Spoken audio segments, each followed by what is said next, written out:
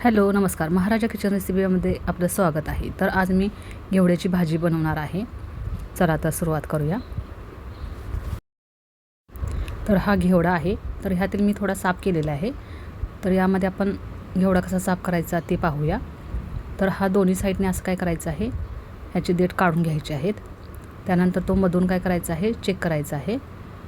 यामध्ये एखादी कीड असू शकते, तर कीड नाही आहे यामध्ये, तर आपण आता ह्याला कट करूया. तर असा हा सर्व घेवडा काय करायचा आहे, आत सोलून बघायचा आहे. त्यामध्ये कीड असेल तर आपण टाकायचं आहे आणि कीड नसेल तर आपण व्यवस्थित खोडून घ्यायचं आहे. पहा, तर आता यामध्ये कीड आहे.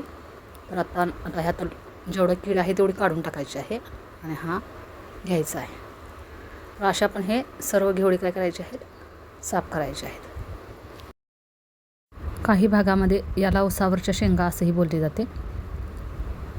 तर ही भाजी खायला खूप छान लागते. पहा, तर आता या घेवड्यामध्ये कीड आहे म्हणून मी टाकून दिलेलं आहे. तर असे हे सर्व घेवडे काय करायचे आहेत, आतून पाहायचे आहेत कीड वगैरे आहे की नाही, मगच ते सोलून घ्यायचे आहेत.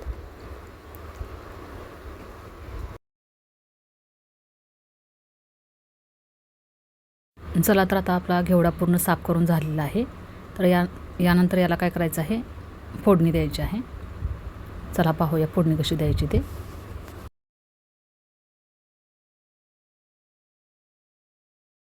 पॅन काय करायचं आहे, गरम करून घ्यायचं आहे. गॅसची फ्लेम लो ठेवायची आहे. आता यामध्ये आपण 2 ते 3 चमचे तेल घेतलेले आहे. तेल आता गरम झालेले आहे. यामध्ये आपण जिरे 1 चमचा टाकलेले आहे. तर त्यानंतर कांदा अर्धी वाटी घातलेला आहे. आता हे सर्व काय करायचं, आपण तेलामध्ये चांगलं परतवून घ्यायचं आहे. कांद्याचा कलर असा ब्राऊन झाला पाहिजे, असं परतायचं आहे.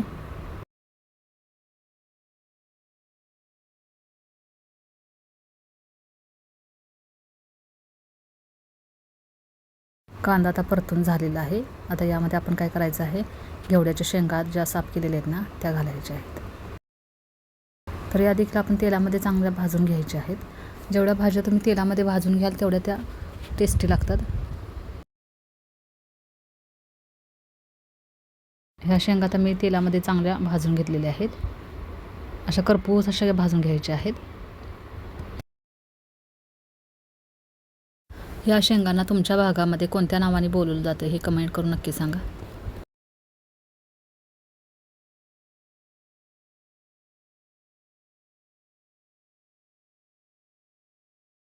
हे पहा, शेंगा कशा आता करपूस भाजलेल्या आहेत, अशा भाजून घ्यायच्या आहेत. त्यानंतर यामध्ये आपण आता लाल तिखट घालायचं आहे. तर मी वापरताना हे कोल्हापुरी लाल तिखट वापरलेलं आहे. त्यानंतर अर्धा चमचा हळद वापरायची आणि अर्धा चमचा मीठ घालायचं आहे. 2 चमचे शेंगदाण्याचा कूट वापरायचा आहे किंवा किसलेला नारळ घातला तरीही चालेल. आता हे सर्व चांगलं परतवून घ्यायचं आहे आणि चांगलं परतवल्यानंतर यामध्ये आता आपण काय करायचं आहे, पाणी घालायचं आहे. पण पाण्याचं प्रमाण आपण हे थोडेच प्रमाणात वापरायचं आहे.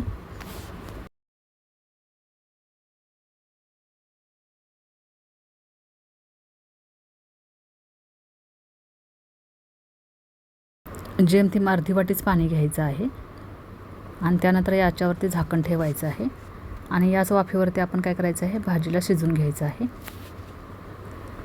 आता 5 ते 10 मिनटासाठी ठेवायचं आहे. गॅसची फ्लेम लो करायची आहे.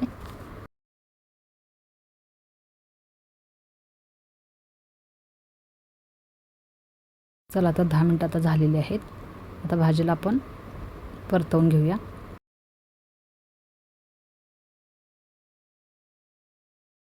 आता आपली ही घेवड्याची भाजी तयार झालेली आहे.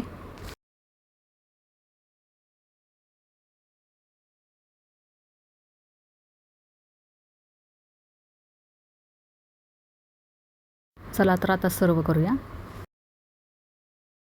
तर ही ज्वारीच्या भाकरीबरोबर खायला ही भाजी खूप छान लागते.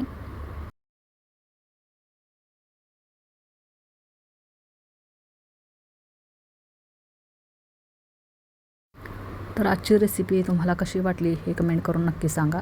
आवडल्यास लाईक करा, शेअर करा, सबस्क्राईब करा. बाजूलाच असलेलं बेल आयकॉनचं बटन क्लिक करा जेणेकरून माझ्या येणाऱ्या सर्व रेसिपी आपल्याला पाहायला भेटतील. थँक्यू.